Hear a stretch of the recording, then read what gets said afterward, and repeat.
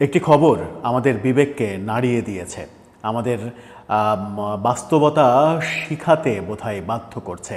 একটি খবর পুরো জাতিকে লণ্ডভণ্ড করে দিচ্ছে। একটি খবর জুলাই আগস্টে হয়ে যাওয়া বৈষম্য বিরোধী আন্দোলনকে বিতর্কিত করে ফেলছে। সেই একটি খবর নতুন চাঞ্চল্যের সৃষ্টি করেছে, যে খবরটি সামনে তুলে এনেছে দৈনিক আমাদের সময়।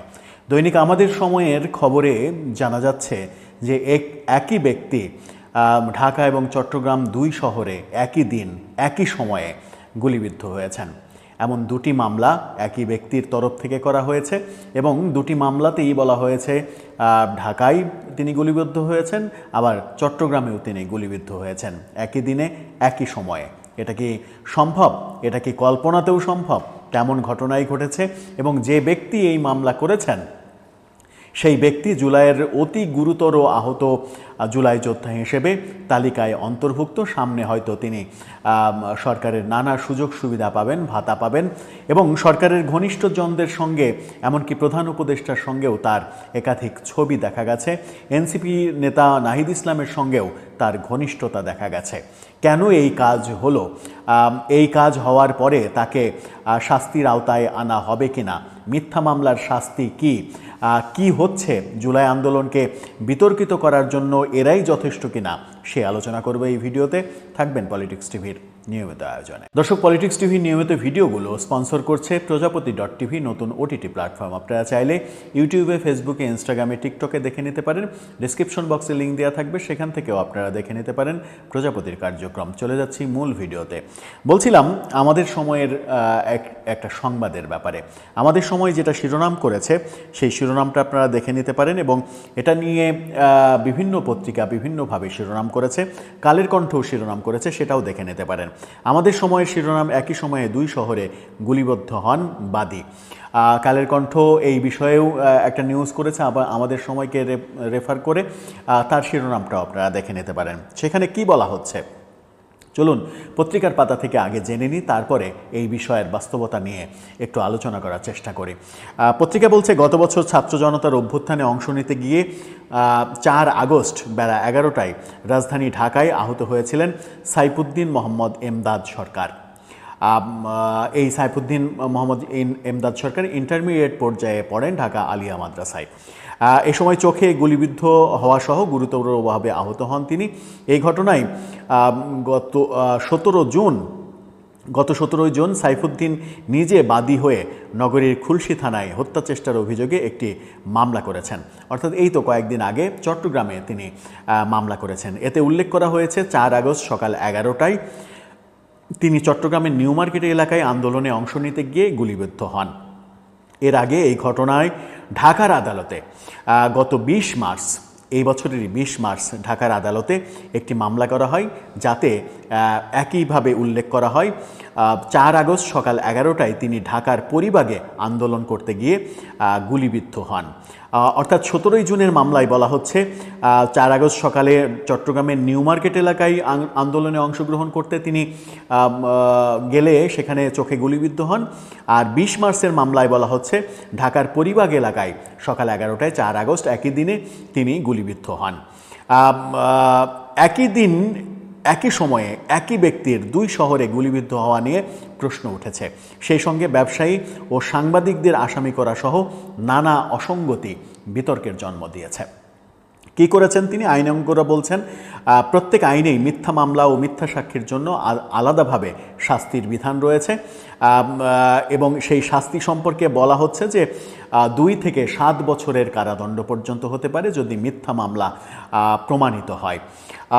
ফৌজদারি কার্যবিধির 182 ধারার অধীনে যদি কোনো ব্যক্তি কোনো সরকারি কর্মচারীকে মিথ্যা তথ্য দেন যা তাকে তার আইনানুগ ক্ষমতা ব্যবহার করে অন্য কারো ক্ষতি বা বিরক্তির কারণ হতে পারে, তবে এটি একটি অপরাধ। এই ধারার অধীনে অপরাধের শাস্তি 6 মাস পর্যন্ত কারাদণ্ড, জরিমানা ও উভয়দণ্ড হতে পারে।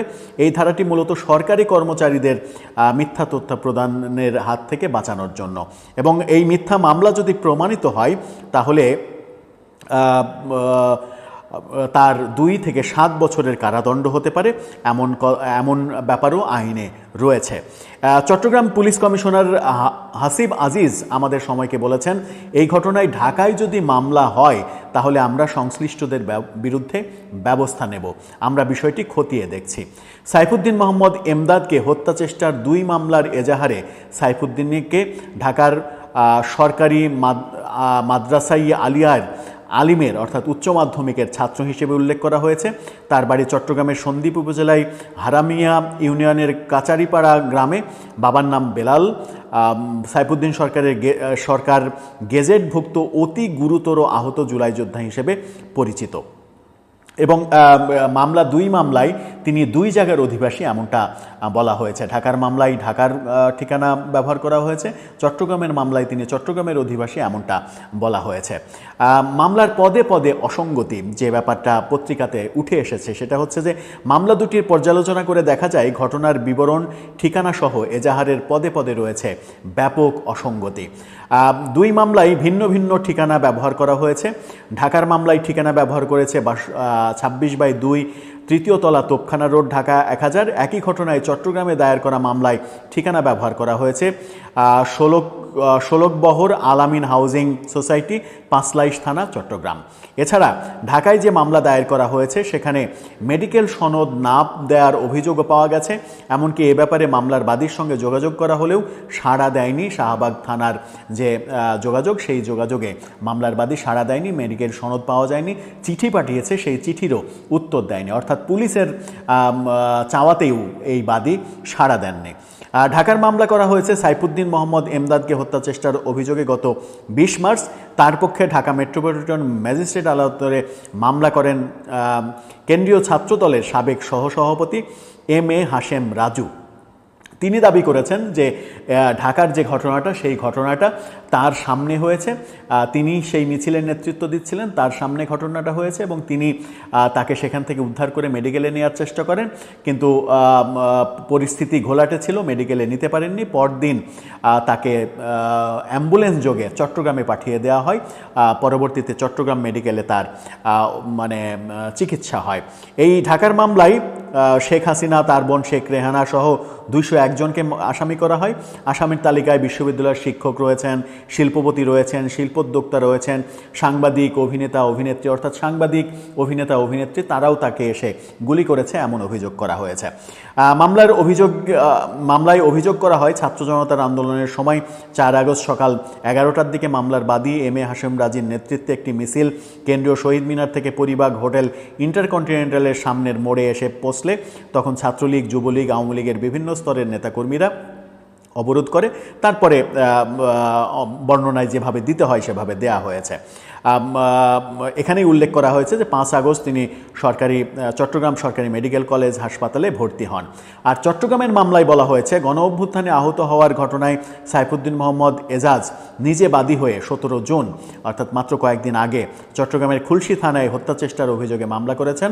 এতে শেখ হাসিনা, ওবায়দুল কাদের সহ 167 জনকে আসামি করা হয়েছে। আসামির তালিকায় ব্যবসায়ী রয়েছেন, 4 জন সাংবাদিকও রয়েছেন চট্টগ্রামের। এই মামলার এজাহারে সাইফুদ্দিন অভিযোগ করেছেন 2024 সালের 15 জুলাই থেকে 28 জুলাই পর্যন্ত বিভিন্ন সময় ঢাকায় ছাত্র জনতার আন্দোলনে অংশ নিয়ে তিনি আহত হন। এরপর চট্টগ্রামে চলে আসেন। 1 আগস্ট থেকে চট্টগ্রামে বৈষম্য বিরোধী আন্দোলনের কেন্দ্র ঘোষিত কর্মসূচিতে অংশ নেন। 4 আগস্ট সকাল 9টা থেকে 11টা পর্যন্ত নগরীর নিউ মার্কেট এলাকায় জমায়েতে অংশ নেন। 11টার দিকে সশস্ত্র ছাত্রলীগ, যুবলীগ ও আওয়ামী লীগের নেতাকর্মীরা ছাত্র জনতার উপর গুলি চালায়, এতে তিনি গুলিবিদ্ধ হন। হাসপাতালগুলোতে ছাত্রলীগের সন্ত্রাসীরা পাহারা দেয়, সেখানে চিকিৎসা নিতে যাননি। আন্দোলনে অংশ নেওয়া চিকিৎসক, নার্স ও ইন্টার্নি চিকিৎসকদের কাছ থেকে নিরাপদ স্থানে চিকিৎসা নেন। তারা এমদাদের বুকে, বাম পায়ে ছররা গুলি উদ্ধার করেন, বাকিগুলো বুক এবং পায়ে থেকে যায় এমনটা বলা হয়েছে। এই মামলায় পরে 5 আগস্ট বুকে পায়ে ব্যথা নিয়ে নগরীর বাদুরতরা থেকে কারফিউ ভঙ্গের মিছিলে অংশ নেন তিনি। মিছিলটি চট্টগ্রামের ওয়াসা মোড়ে পৌঁছালে সশস্ত্র ছাত্রলীগ, যুবলীগ, আওয়ামী লীগের ক্যাডাররা হত্যার উদ্দেশ্যে গুলি করে, এতে তার মাথায়, পায়ে এবং মুখে, চোখে গুলি লাগে। এই বর্ণনা রয়েছে এই প্রেক্ষিতে পত্রিকা যেটা বলছে সেটা হচ্ছে যে একই দিনে 2 শহরে গুলিবিদ্ধ, তথ্যে অসঙ্গতি। 2 মামলার অভিযোগ পর্যালোচনা করে দেখা যায় আদালতের নির্দেশে ঢাকার শাহবাগ থানায় লিপিবদ্ধ এজাহারে অনুযায়ী সাইফুদ্দিন 4 আগস্ট ঢাকার পরিবাগে গুলিবিদ্ধ হন। ঘটনা 10 মাস পর চট্টগ্রামের খুলশী থানায় দায়ের করা মামলায় উল্লেখ করা হয় 4 আগস্ট সকাল 11টায় তিনি চট্টগ্রামের নিউ মার্কেট এলাকায় গুলিবিদ্ধ হন। একই ব্যক্তির আহত হওয়ার ঘটনার মামলার এজাহারের 2 ভাষ্য নিয়ে জানতে চাইলে ঢাকায় দায়ের করা মামলার বাদী এম.এ. হাশেম রাজু বলেছেন, গত বছরের 4 আগস্ট ঢাকায় পরিবাগে আমার সামনেই গুলিবিদ্ধ হয়েছিল সেই সাইফুদ্দিন মোহাম্মদ এমদাদ, কিন্তু চট্টগ্রামের মামলা সম্পর্কে তিনি কিছু জানেন না। মামলার এজাহারে দেয়া সাইফুদ্দিন মোহাম্মদ এমদাদকে টেলিটক মোবাইল নাম্বারে একাধিক যোগাযোগ করলেও তিনি ফোন রিসিভ করেননি, গণমাধ্যমের সঙ্গে যোগাযোগ করেননি। কিন্তু তিনি গণমাধ্যমকে পরোক্ষভাবে যে বার্তা পাঠিয়েছেন সেটা হচ্ছে কাউকে হয়রানির জন্য তিনি মামলা করেননি, তদন্তে দোষীদের নাম বেরিয়ে আসবে। এখন তদন্তে দোষীদের নাম কিভাবে বেরিয়ে আসবে? মামলাটা তো মিথ্যা। এই যে একই ব্যক্তি একই দিনে একই সময়ে ঢাকা এবং চট্টগ্রাম, যেখানে প্রায় 250 কিলোমিটার দূরত্বের রাস্তা, সেই রাস্তায় একই সময়ে একই দিনে কিভাবে গুলিবিদ্ধ হলেন সেই রাস্তা পেরিয়ে গিয়ে, সেটা তো একটা বড় প্রশ্ন। তার মানে এই মামলা মিথ্যা। আর মিথ্যা মামলা যখন প্রকাশ হয়ে আসলো, একটা মিথ্যা মামলা এবং গুরুত্বপূর্ণ ব্যক্তি এই কারণেই বলছি যে জুলাই আন্দোলনে খুবই আলোচিত একজন আহত যোদ্ধা তিনি। তার বিভিন্ন জনের সঙ্গে ছবি আমরা দেখেছি, প্রফেসর ইউনূসের সঙ্গে ছবি দেখেছি, আপনারা দেখে নিতে পারেন, নাহিদ ইসলামের সঙ্গে ছবি দেখেছি। এই ছবিগুলোর মাধ্যমেই বোঝা যায় যে তার গুরুত্ব সরকার এবং এনসিপির কাছে খুবই বেশি। তার গুরুত্ব যেখানে বেশি, তিনি যখন এই ধরনের অপরাধমূলক কর্মকাণ্ড করলেন তখন এখন থেকে অনেকেই এই অভিযোগটা সামনে নিয়ে আসবে যে 5 আগস্টের পরে এরকম যত মামলা হয়েছে তার বেশিরভাগই এভাবে মিথ্যা এবং সাজানো মামলা। এটা যদি প্রমাণিত হয়, একটা মামলার সোর্স ধরে বাকি মামলাগুলোর ইনভেস্টিগেশনে যদি যাওয়া যায় এবং আন্তর্জাতিক মহল যদি এতে মনোনিবেশ করে, তাহলে জুলাই আন্দোলন প্রশ্নবিদ্ধ হবে নাকি? জুলাই আন্দোলনের ফলে শেখ হাসিনা সরকারের যে পতন পরবর্তী সময়ে গত 10 মাসে যা কিছু হয়েছে, যত মামলা হয়েছে, সেই মামলাগুলো কি প্রশ্নবিদ্ধ হবে না? অবশ্যই হবে, এবং মামলাগুলো অনেক বেশি প্রশ্নবিদ্ধ হবে। এই একটি ঘটনা বলে দেয় যে এই গত 10 মাসে এরকম অনেক মামলার ব্যবসা করা হয়েছে।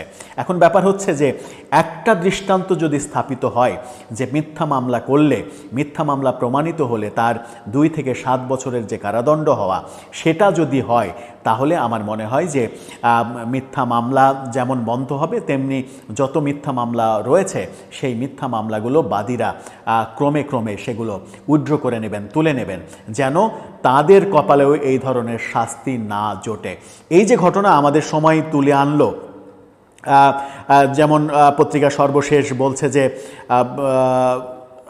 খুলশী থানার ওসি আফতাব হোসেন তিনি বলেছেন, আইন অনুযায়ী এই ঘটনায় 2টি মামলা হতে পারে না।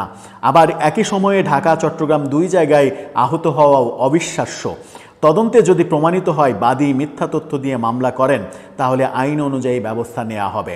এদিকে ঢাকার মামলার বিষয়ে শাহবাগ থানার ওসি মোহাম্মদ খালিদ মনসুর বলেছেন, আদালত আমাদের কাছে তদন্ত প্রতিবেদন চেয়েছিলেন, আমরা এখনও প্রতিবেদন দাখিল করতে পারিনি, কারণ ভিকটিমের মেডিকেল সনদ পাওয়া যায়নি। এই সনদ পেতে তার সঙ্গে বারবার যোগাযোগ করেছি, কিন্তু সনদ দেননি তিনি। পরে তার ঠিকানায় চিঠি দেওয়া হয়েছে, তারও জবাব মেলেনি। মেডিকেল সনদ পেলেই আমরা প্রতিবেদন দাখিল করতে পারবো আদালতে, এমন তথ্য তিনি দিয়েছেন। তার মানে এই যে ভিকটিম যার কথা বলা হচ্ছে, সাইফুদ্দিন মোহাম্মদ এমদাদ, যিনি চোখে গুলিবিদ্ধ হয়েছেন বলে আমরা বিভিন্ন সময় জেনেছি এবং তার বিভিন্ন কর্মকাণ্ডেও আমরা সেটা নিশ্চিত হয়েছি, তার এই চোখে গুলিবিদ্ধ হওয়ার ব্যাপারটা, যে সহানুভূতি তিনি পাচ্ছিলেন, সেই সহানুভূতির আড়ালে যে কাজটা তিনি করেছেন, সেই কাজের মাধ্যমে তার উপর থেকে সমস্ত সহানুভূতি উঠে যাবে এবং জুলাই আন্দোলনের ফলে যত মামলা হয়েছে সব মামলা এখন প্রশ্নবিদ্ধ হবে। এক মামলা, একজনের কর্মকাণ্ড সমস্ত মামলাকে বিতর্কিত করে দিল, সমস্ত মামলার ব্যাপারে এখন প্রশ্ন তোলার অবকাশ তৈরি করে দিল এবং প্রশ্ন সামনে আরও উঠবে যে এই মামলাগুলোর অধিকাংশই সাজানো মিথ্যা মামলা, হয়রানি করার জন্য মামলা এবং ব্যবসা করার জন্য মামলা কিনা। দর্শক, আপনার কি মনে হয় এই যে তথ্য তুলে আনলো আমাদের সময়, এর মাধ্যমে কি প্রমাণিত হতে চলেছে? আপনার মতামত জানিয়ে লিখতে পারেন আমাদের কমেন্ট।